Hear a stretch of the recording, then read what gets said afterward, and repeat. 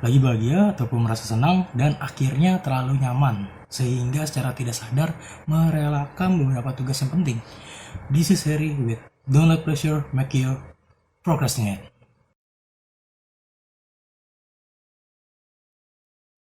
Halo semuanya, nama saya Herbertus, mencoba untuk membantu kalian semua untuk dapat mengurangi kegiatan yang menyenangkan untuk bisa fokus terhadap tugas maupun masalah yang ada.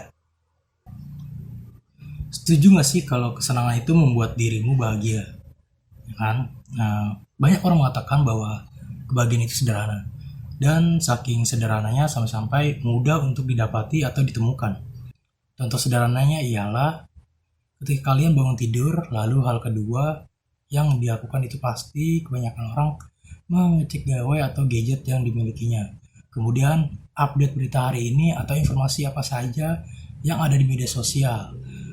Nah, hal itu nggak ada yang salah dalam memilih kegiatan seperti membuka gawai, kemudian scroll-scroll media sosial, mendapat pemberitahuan game kesukaan, ataupun ngobrol melalui media sosial. Dan efek dari hal ini ialah membuat diri menjadi lebih senang pastinya, karena bisa update informasi terdepan, mendapat kabar update dari game kesukaan, ataupun memberikan motivasi untuk menjalani kegiatan hari sepenuh.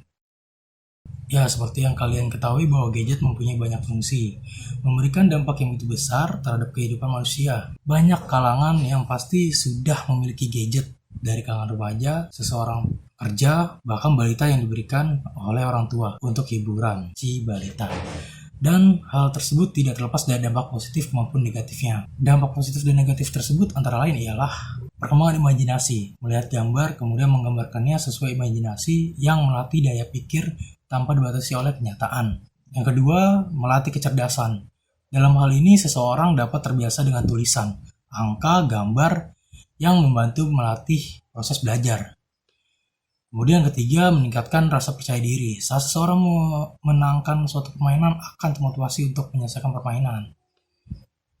Kemudian mengembangkan kemampuan dalam membaca, matematika atau perhitungan, pemecahan masalah. Nah, dalam hal ini seseorang akan timbul sifat dasar rasa ingin tahu akan sesuatu hal yang membuat seseorang akan muncul kesadaran kebutuhan belajar dengan sendirinya tanpa perlu dipaksa.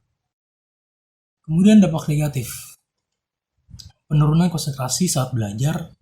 Pada saat belajar, seseorang menjadi tidak fokus dan hanya teringat dengan gadget. Misalnya, seseorang teringat dengan permainan gadget, seolah-olah dia seperti tokoh dalam game tersebut.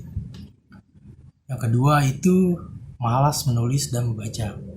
Hal ini diakibatkan dari penggunaan gadget. Misalnya, pada saat seseorang membuka video di aplikasi YouTube, seseorang cenderung melihat gambar saja tanpa harus menulis apa yang mereka cari.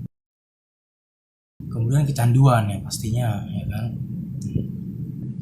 Seseorang akan sulit dan akan ketergantungan dengan gadget karena sudah menjadi suatu hal yang menjadi kebutuhan untuknya. Kemudian gadget digunakan sebagai alat komunikasi, urusan pekerjaan atau bisnis, mencari informasi ataupun hanya sekedar mencari hiburan. Dan fungsi dan manfaat gadget secara umum sebagai berikut. Komunikasi. Gadget sendiri memiliki kemudahan dalam berkomunikasi.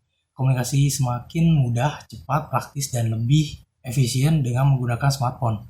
Tinggal klik media sosial yang ingin dituju dan langsung pilih kontak yang ingin dihubungi. Sosial, banyak nih yang memakai gadget sebagai alat untuk mengunjungi media sosial. Nah, dari namanya aja udah terlihat jelas bahwa media dan sosial. Berarti media yang disediakan untuk bersosialisasi biasanya terdapat fitur sebagai berita, kabar, dan cerita. Sehingga dengan pemanfaatan tersebut dapat menambah teman dan menjalin hubungan kerabat yang jauh tanpa harus menggunakan waktu yang relatif lama untuk berbagi. Pendidikan, seperti yang dapat kita lihat bahwa melalui gadget dapat mengakses beberapa ilmu pengetahuan umum, agama tanpa harus repot pergi ke perpustakaan yang mungkin jauh untuk dijangkau, apalagi tahun-tahun pandemi seperti ini gitu. Sangat penting gadget. The power of gadget sendiri menurut saya bukanlah sekadar kekuatan gadget yang mempermudah hidup manusia, melainkan gadget memiliki kekuatan yang dapat memberikan ragam selain kemudahan, yaitu kesenangan yang tidak bisa didapatkan di dunia nyata. Act 2. Pleasure make you procrastinate. Pasti kalian pernah dong merasa senang ataupun terpuaskan saat bermain gadget, terkhususnya saat bermain aplikasi yang terpasang di dalamnya, seperti media sosial maupun game online selama berjam-jam non-stop. Menurut riset terbaru yang dilakukan oleh Mobile Fury, kecenderungan orang untuk tergantung pada smartphone semakin hari semakin tinggi. Ketergantungan tersebut pada akhirnya menjadikan pola hubungan sosial di masyarakat modern pun menjadi berubah. Studi lain yang diungkapkan oleh TechSmart mengungkapkan bahwa penggila gadget sering memeriksa smartphone rata-rata hingga 1.500 kali per hari. Kemudian, mengapa gadget ini bisa disebut sebagai sarana kesenangan bagi orang-orang, khususnya remaja? Penelitian yang dilakukan oleh Young menjelaskan motivasi seseorang dalam bermain media sosial ataupun bermain game online secara lebih lanjut, yaitu menghindari situasi yang penuh tekanan atau stresor, merasa canggung, terisolasi, dan ketidaksamaan secara sosial pada kehidupan nyata, ketidakpuasan terhadap diri sendiri, dan rendahnya penilaian serta penghargaan dirinya. Strategi coping pada emosi di saat orang sedang mengalami stres akan melakukan sesuatu aktivitas lain tanpa melakukan penyelesaian masalah yang dihadapi. Misalnya dengan cara mencari kesenangan di media sosial ataupun bermain game online, dan itu menghasilkan dopamin yang cukup besar yang membuat orang larut dalam kesenangan sehingga lupa akan masalah yang dihadapinya gitu. Misalnya ketika dihadapi dengan tugas yang menumpuk, kemudian membuat individu merasa stres. Nah, stresnya muncul nih karena tugasnya menumpuk, ya kan? Nah, yang dilakukan adalah bukannya untuk mengurangi tugas tersebut dengan menyicil atau mengerjakannya, justru mencari yang namanya kesenangan dengan bermain media sosial maupun bermain game online agar masalah itu terselesaikan atau stres itu tercoping gitu. Untuk sementara waktu sih masih oke, tapi kalau sudah larut dan nyaman, itu yang membuat bahaya. Tubuh akan merasa sangat senang yang dihasilkan oleh hormon dopamin dan membuat aktivitas neuron lainnya terpengaruh. Inilah yang maksud dengan pleasure make you procrastinate. Memang prokrastinasi ini mempunyai banyak faktor yang membentuk perilaku penundaan. Tetapi saya terfokus pada faktor kesenangan yang membuat individu menjadi prokrastinasi, dan saya melihat bahwa kebanyakan faktor yang membentuk perilaku prokrastinasi berasal dari kesenangan yang kita buat sendiri gitu.